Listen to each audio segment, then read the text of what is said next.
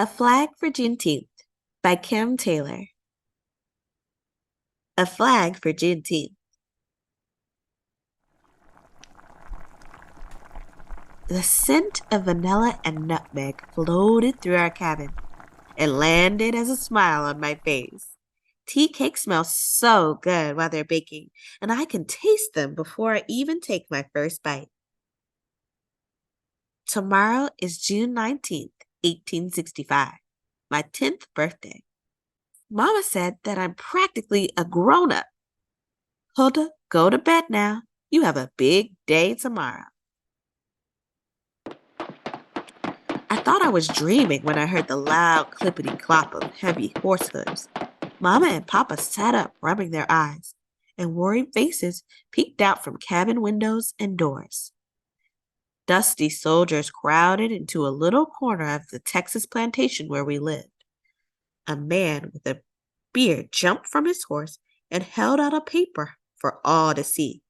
With a booming voice, he read, "The people of Texas are informed that in accordance with a proclamation from the President of the United States, all slaves are free." I held my breath. No one said a word, and then cheers, louder than the loudest thunder, erupted. The angry plantation owners followed the soldiers as they rode away, shouting questions at their backs. We didn't know it, but President Lincoln had signed the Emancipation Proclamation more than 2 years earlier. Enslaved people had been freed since then, but the plantation owners chose not to tell us. I squeezed the crowd, listening as people prayed and sang and cried, quiet tears of joy. Free at last. The noise woke baby Eve, who made her own loud fuss. I opened my cabin door with a hand that looked new to me. I hugged my sweet baby sister while songs of freedom filled the air outside.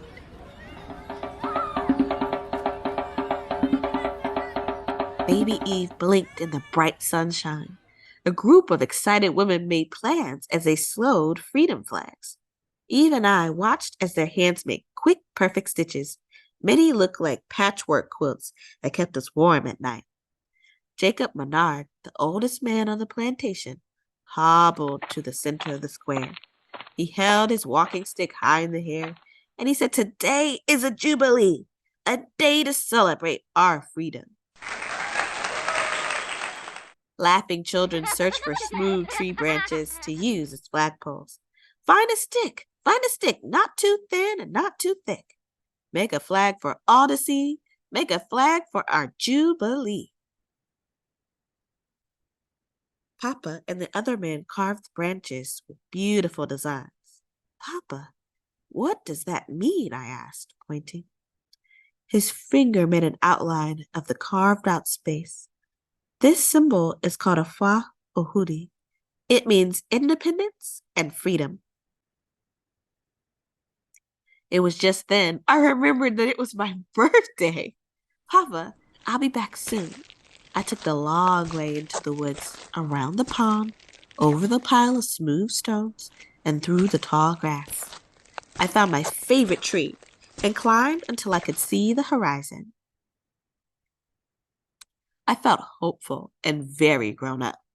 I pulled a small jar with the lid from my pocket. Bright sunbeams were shining through the leaves. I grabbed one and carefully put it in my little jar.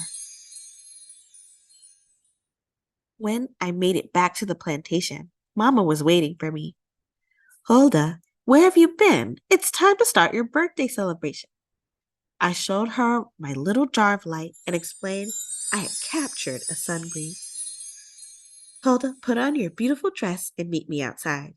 I have a surprise for you." Everyone sat around me in a big circle, and Mr. Bernard handed me a large sack tied with a pretty ribbon. "Open it." I opened it and I saw my own freedom flag. Mr. Bernard said everyone on the plantation helped sew it, but it isn't finished yet.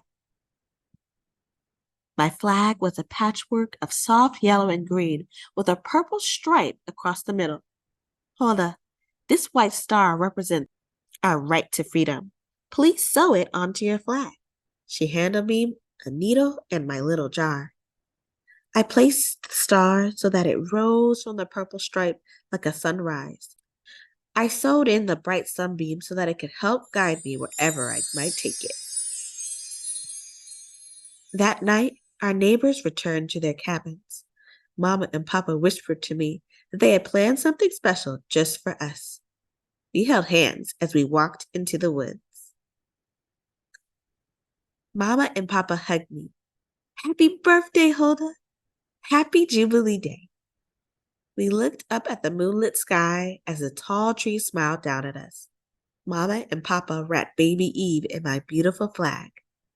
They held her high, and together we owned our freedom. The end. I encourage you to read the note from the author so you can learn more about the origins of this story. It's a really wonderful story. Thanks for reading. Hey, hey, hey, it's story time with Miss J. Hey, hey, hey, it's story time with Miss J. Let's get reading story time with Miss J. Let's get thinking story time with Miss J. Hey, hey, hey, hey, it's story time with Miss J. Hey, hey, hey, it's story time with Miss J. Happy reading.